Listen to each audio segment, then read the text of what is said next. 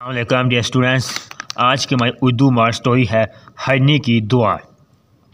शाम करीब थी। सबक दौरान अपने दिन भर के फ़राइज़ से फारग हुआ तो घोड़े पर सवार होकर जंगल की तरफ रवाना हुआ। शहर निकला। जंगल की ठंडी ठंडी हवा लगी, दिमाग तो ताज़ा हो गया। उसने घोड़े को ए लगाई और शिकार की तलाश में जंगल में दाखिल हो गया। हर तरफ घोड़ा दौड़ा मगर कोई शिकार नज़र न आया। मगर की तरफ देखा तो सूरज गुरूब होने के आसार नज़र आए।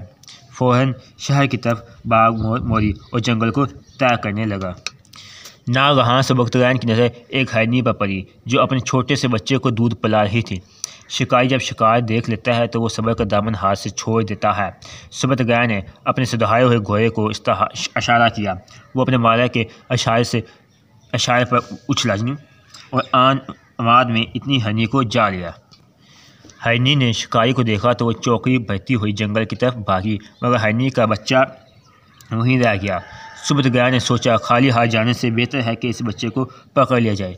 चुनांचे वह घोड़े से नीचे उतरा, बच्चे को पकड़ा, उसकी टांगें बांधी और घोड़े पर रखकर सवार हो गया।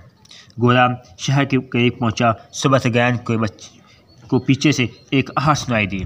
उसने पीछे मुड़कर देखा तो हरनी अपने बच्चे के लिए इसके पीछे पीछे आ रही थी। माँ की मोहब्बत देखकर सबकतगैन का दिल पीछा। शायद उसे अपनी माँ से बिछड़ने का गम याद आ गया। उसने घोड़ा रोका, हरनी के बच्चे की टांगें खोलीं और उसे ज़मीन पर छोड़ दिया। बच्चा दौड़ा अपनी माँ से जा मिला।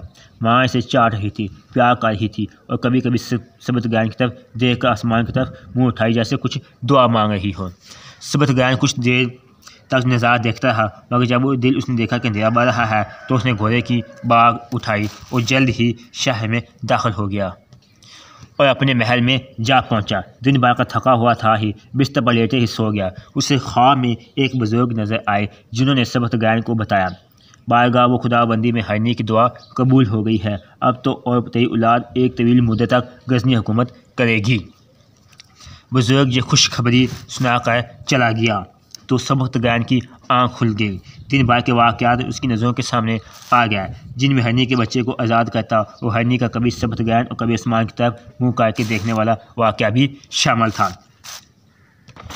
यही वो सबकतगैन है जिसने अपने वालिद लपितगैन के मरने के बाद बड़ी शान शौकत के साथ गजनी पर हुकूमत की और फिर उसके बेटे ने हुक्मरानी की, जिसे दुनिया सुल्तान महमूद गजनवी के नाम से जानती है।